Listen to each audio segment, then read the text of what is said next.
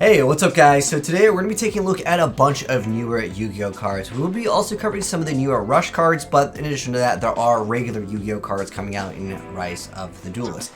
In addition to that, we'll also be taking a look at the entire list for the Secret Slayers. That is going to be another Yu-Gi-Oh set over here, which is going to have the Adamancia, as well as the Snowflowers. They've actually gotten their name changed, and the Eldlixir newer zombie archetype that's kind of all about gold.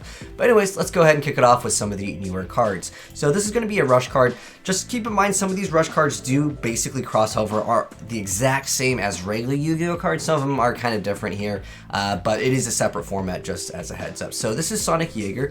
It's got 1300 attack, 1000 defense points, and it is a level 5 monster, which don't worry too much about like higher levels in Rush duels because it's actually very easy to get a lot of cards.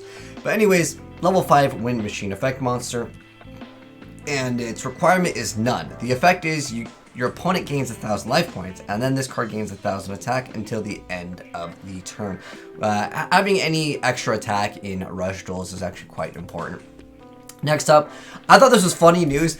They showed off Petite Moth. Petite Moth coming into Rush duels. I don't know who thought that was a great idea, because if any of you guys actually have played Perfectly Great Ultimate Moth, you have to summon this card and then equip it with Cocoon of Evolution. That has to last on the field for like so long. Like, good luck trying to pull that off. But yo, drop a like for our boy Petite Moth in 2020. What? I don't know why they're like, you know what kids are gonna love? They're gonna love Petite Moth in a Rush duel.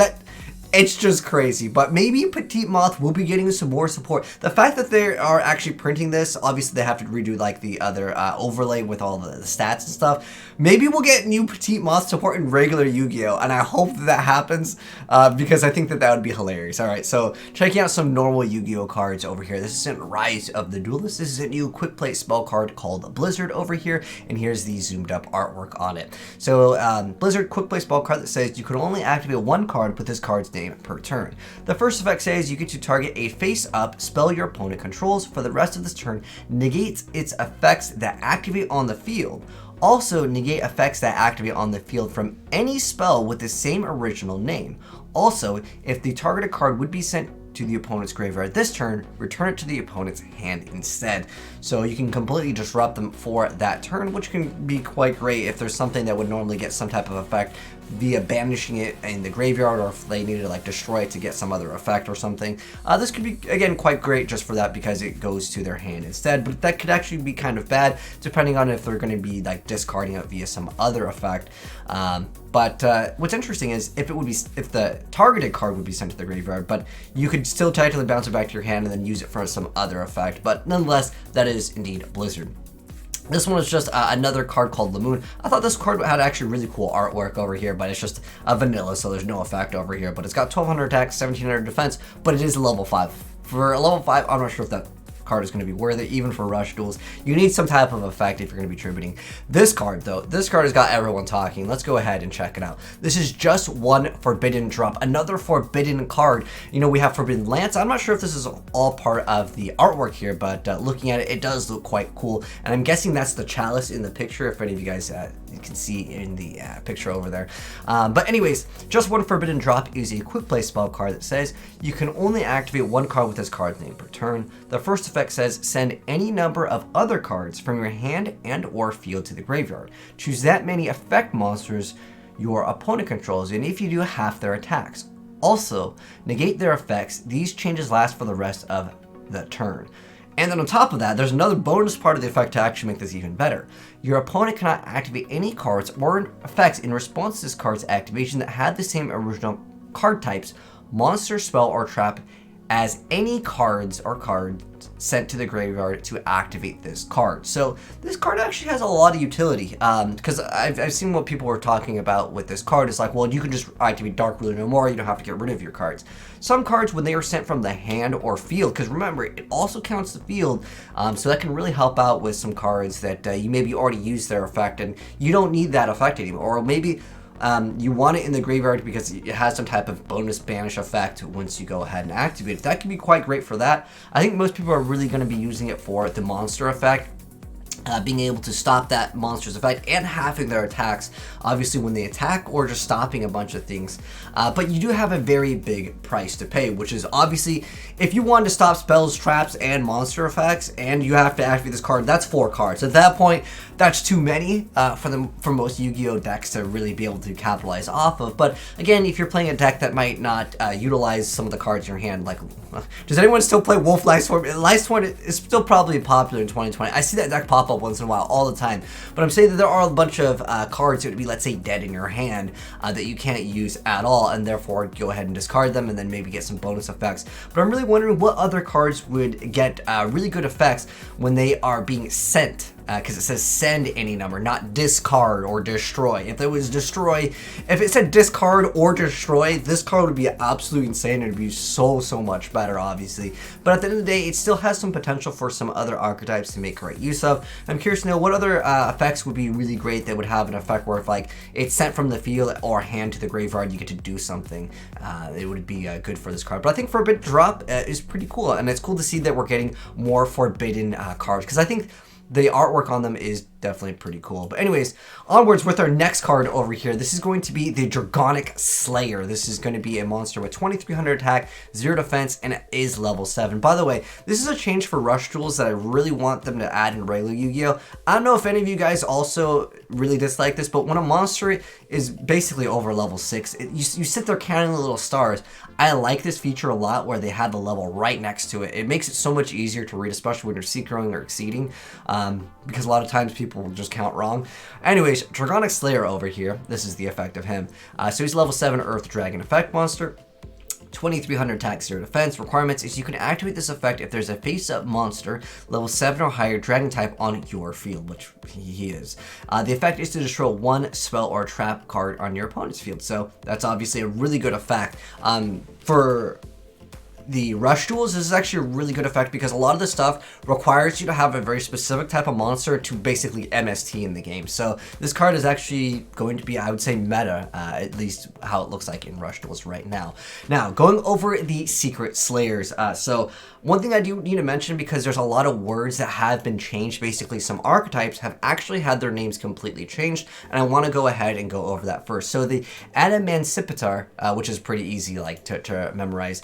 So this is the Adamatia, which I've shown off. It's basically like a synchro deck. Basically one of them summons itself, then you can like excavate or like reveal the top 5, and like if you get any like specific like rocks or whatever, you could special summon it, and then like the other one brings you more cards. So that is the Adamancia. And if you guys want to see gameplay of any of these newer archetypes, because there are several new archetypes that are going to be coming out, I'll have gameplay in the pinned comment just in case any of you guys want to kind of see how some of these play. But I just wanted to mention this really quick because some of their names again have been changed over here. So another thing that is important that I do need to mention real quick is the Rikkas. The Rikkas are actually the Snowflower plant. They're basically, it's a plant slash synchro-ish deck, but those have been changed, so I'll have to probably update my titles because sometimes people search for the English name, and you know, sometimes people just search for like the original name. Like people still call Needle Fiber because that's how a lot of us knew the card, and that's how it shows up on Yu-Gi-Oh! Pro via the artwork. But anyways, yeah, Snowflowers are now going to be the Rikkas, so just so there's no confusion. And then the Eldlich or Eldlixir, those have not actually changed. So again, I'll put gameplay of all those down below, but I just want to go ahead and mention that really quick before we hop into the entire spoiler list. So for the people that are like, yo, is this set worth picking up because this is for Secret Slayers, I would say unless you want to build I'm just going to call it Adamancia because that's, I'll probably, if I say Adamancia, it's Adamancipator, and if I say Rikka or Snow Plants, those are the same things. It's just, sorry, I'm used to it. Anyways, if you're not interested in playing any of those, and even if you are, I feel like this set's going to be so cheap because I don't think that there's that many people that will be picking this set up because there's really not that many great reprints. We're talking mostly cards that are under $5. There is, I'll mention like the highlights of this, okay? So Galaxy Cyclone's kind of nice. Again, that's like a couple dollars anyways. And then, well, that Pyramid of Wonders. But we're also getting Trap Trick, which is a pretty good card. But again, it's not the most expensive card at the end of the day. And there's also a nice reprint of Block Dragon over here, because I know that card, some people just have like the really old version of it, and it's nice to just have a reprint of it. And it does work very, very, very well with the deck. But again, there's not any like chase card in here, at least not that I can see. If there is, someone let me know in the comment section below. But pretty much it's just all the stuff for the archetype, and most of it is really catered towards the archetype. But you can technically run, you know, whatever you want if you want to go ahead and tech things in. But it's basically the entire archetype for all the Adamantia or Adamancipator, and then on top of that you have all of the Snowflowers, aka the Rikkas, coming out in here. But like as far as like generic really good reprints, I don't see any here, at least now, as of now, for the the announcement. Unless you go ahead and swap up the list for the TCG, which sometimes they do kind of do. But I would say this is not a set. Unless I'm interested in just picking up these, I would be interested in purchasing it. But you guys can let me know if I missed out on any card, like I said, like Solemn Judgment. Like these are good cards you can splash into other decks, but these are like, you know, 25-cent cards anyways. They're not exactly super expensive. Unless there's a card I missed out on, someone let me know. There's a little story about the change of like the Snowflake, which is the 6 flowers. Rikka is a transcription of it. But nonetheless, yeah, that's what we're looking at as far as the reprints and all of the newer Yu-Gi-Oh cards go. Let me know, guys, what you think of them down below. I'm actually more interested to see how OP this Forbidden card is, because I like the Forbidden cards, and on top of that, there's going to be some cool combos with this card. I'm sure someone will think of a way to go ahead and get rid of like all their cards, and all these cards get their bonus effects, and then you get to negate everything, and then all of your opponent's attacks basically for free. And you might even get like some type of extra bonus effect. There's got to be some cards where it's like if it's sent from the field to the graveyard, where you get an effect, and there's, if you get multiples of them, it's going to be OP. Someone will break the Forbidden card, but then again, it is the just one forbidden drop. But anyways, thanks for tuning in, guys. Hopefully you enjoyed the video, and if you did, drop a like on it. And if you're new here, hit subscribe and turn on that bell so you don't miss out when we cover some of the other newer Yu-Gi-Oh cards. And if you want to send me in replays, I would like to see some type of FTK with just one forbidden drop, or well, basically an FTK as soon as your opponent's turn starts. I think that this card opens up the doors to a lot of things. But anyways, thanks for tuning in, guys, and I'll catch you in the next video. Have a good one, and I'm signing out. Peace.